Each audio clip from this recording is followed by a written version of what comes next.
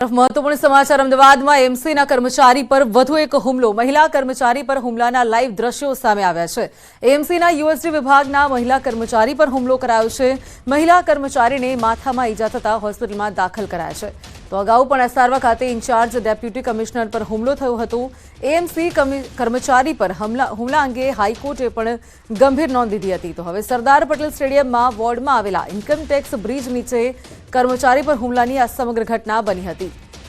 હુમલાના ઘટનાના live video પણ સામે આવ્યા છે। ઘર વિહોણા આશ્રિત દંપતીને આશ્રય ગૃહમાં મોકલવાની વાત કરવામાં આવી રહી હતી ત્યારે આ પથ્થરમારો કરવામાં આવ્યો।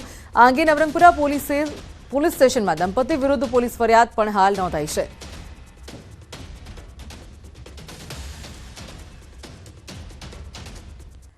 તો આ અંગે વધુ વાત કરીશું। અમારે સંવાદદાતા પ્રણવ જોડાઈ ગયા છે, તેમની પાસેથી વિગત મેળવીએ। પ્રણવ, અત્યારે હાલ જે ઘટના સામે આવી રહી છે, કર્મચારી પર હુમલો કરવામાં આવ્યો છે, આ પ્રકારની ઘટના કેટલી નિંદનીય છે? જી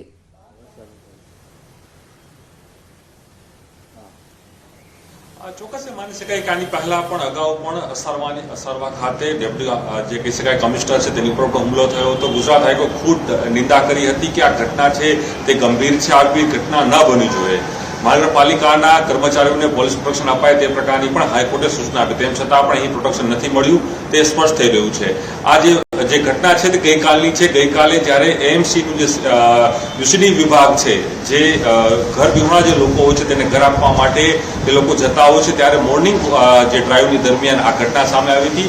એક દંપતી ઇન્કમટેક્સ બ્રિજ નીચે પોતાના જે કપડાં છે તે જે લેડીઝ ધોઈ રહી હતી, પાણી છે તે વેડફી રહી હતી, તે સમયે એએમસીની ટીમ ત્યાં પહોંચી હતી અને તેઓને કહ્યું હતું કે આપ અહીંથી જતા રહો, પરંતુ જે દંપતી છે તે ઉશ્કેરાયું હતું અને દંપતી દ્વારા જે મહિલા કર્મચારી છે, નાની જે કર્મચારી જે દ્રશ્યોમાં પણ દેખાઈ રહ્યું છે વિડીયોની અંદર, કે તેની સાથે તે હાથાપાઈ કરી રહી છે, બોલાચાલી કરી રહી છે, અભદ્ર શબ્દો છે તે બોલી રહી છે અને એક સમય માટે તો એટલી ઉગ્રતા બની ગઈ હતી કે જે મહિલા છે એ મહિલાએ પોતે ત્યાં રહેલા જે પથ્થરો હતા એ પથ્થરો પણ એએમસીની ગાડી ઉપર ફેંકવાની શરૂઆત કરી દીધી। તેના જ કારણે જે મહિલા કર્મચારી છે યુસીડી વિભાગની, જે મહિલા કર્મચારી ઇજાગ્રસ્ત થાય છે, તેના માથાના ભાગમાં ઈજા થાય છે। ત્યારબાદ તેઓને તાબડતોબ 108ના માધ્યમથી એસવી હોસ્પિટલમાં દાખલ કરવામાં આવે છે। એસપી હોસ્પિટલમાં તેઓની સારવાર ચાલી રહી છે અને હજુ પણ 2 દિવસ તેઓને આઈસીયુમાં રખાય તે પ્રકારની સ્થિતિ હાલ અહીં જોવા મળી રહી છે।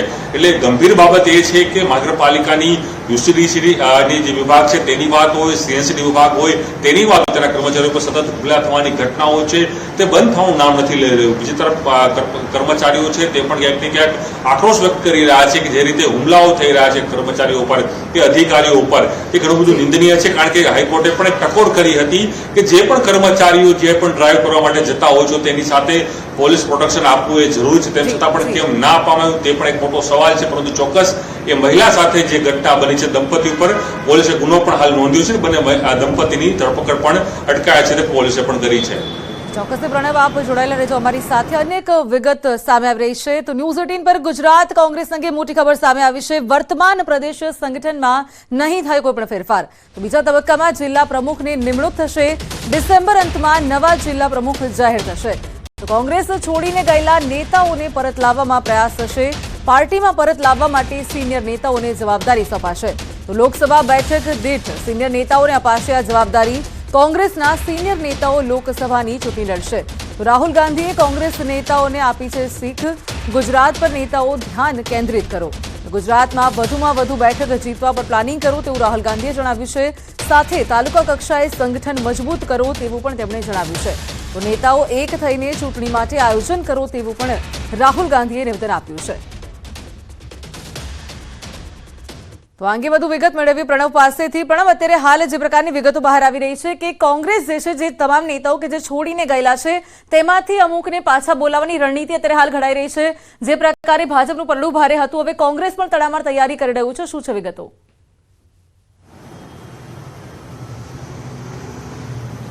ચોક્કસ એમ છે કે ગઈકાલે દિલ્હી ખાતે તમામ કોંગ્રેસના જે સિનિયર નેતાઓ છે પ્રદેશ કક્ષાના, તે પૂર્વ પ્રદેશ પ્રમુખ હોય, પૂર્વ સીએલપી લીડર હોય, તમામ નેતાઓ સાથે રાહુલ ગાંધી અને કોંગ્રેસના જે રાષ્ટ્રીય અધ્યક્ષ છે મલ્લિકાર્જુન ખડગે તેઓએ બેઠક કરી હતી। તેની અંદર ગુજરાતને ફોકસ કરાયું છે। રાજકીય સમીકરણ સમજવાની જરૂર છે, કારણ કે જે રીતે 4 રાજ્યોમાં જે પરિણામ કોંગ્રેસ પાર્ટીને મળ્યા, ધારા કરતાં ઘણું જે પરિણામ છે તે ખરાબ કોંગ્રેસ પાર્ટી માટે આવ્યું, ત્યારે સૌથી પહેલી બેઠક તેઓ ગુજરાતથી કરે છે, ગુજરાતના નેતાઓ સાથે કરે છે।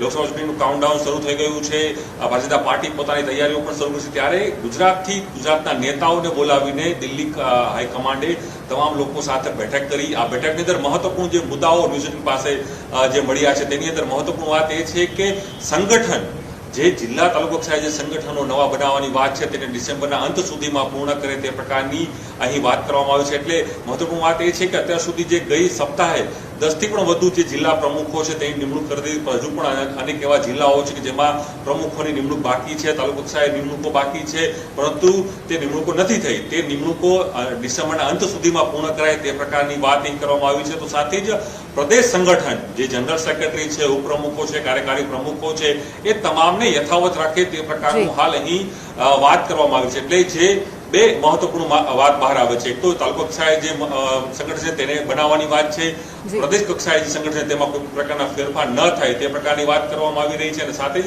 રાહુલ ગાંધી એક સૌથી સ્પષ્ટ અહીં શીખ આપી દીધી છે નેતાઓને કે આપ તમામ નેતાઓ છે એક થઈને ચૂંટણી લડો. ચૂંટણીની અંદર જે પણ જરૂર પડશે, કોંગ્રેસ પાર્ટી તરીકે રાહુલ ગાંધી ખુદ ગુજરાતની મુલાકાતે આવશે, ત્યાં જ્યાં જરૂર પડશે ત્યાં પ્રવાસ કરશે, પરંતુ તમામ લોકોએ એક થઈને ચૂંટણી લડવાની જરૂર છે.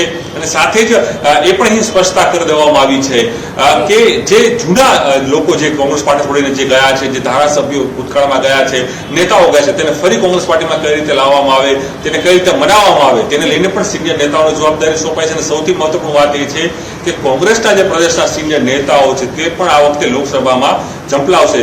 આ તો નવાઈ નહીં. ચોક્કસથી પ્રણવ, જોડાઈ સમગ્ર માહિતી આપવા બદલ આપનો આભાર. કોંગ્રેસના સિનિયર નેતાઓ જે છે તે તમામ પ્રકારની જવાબદારી હવે હેન્ડલ કરી રહ્યા છે. આ તરફ બનાસકાંઠાના કાંકરેજમાં નર્મદા કેનાલમાં થઈ છે ડેમેજ. કાંકરેજમાંથી પસાર થતી કેનાલમાં ઠેર ઠેર ગાબડા પડ્યા છે. તો ચાંગા શિરવાડા નજીક પ્રોટેક્શન દિવાલ પણ જર્જરિત થઈ છે. ભયજનક સપાટી આસપાસ ચાલતી આ કેનાલમાં ગાબડા થયા છે. તો કેનાલ જર્જરિત થતા ખેડૂતોને નુકસાનની દહેશત દેખાઈ રહી છે. તો પોલાણ સર્જાતા મોટું ગાબડું થવાની ખેડૂતોની ભીતિ સેવાઈ રહી છે.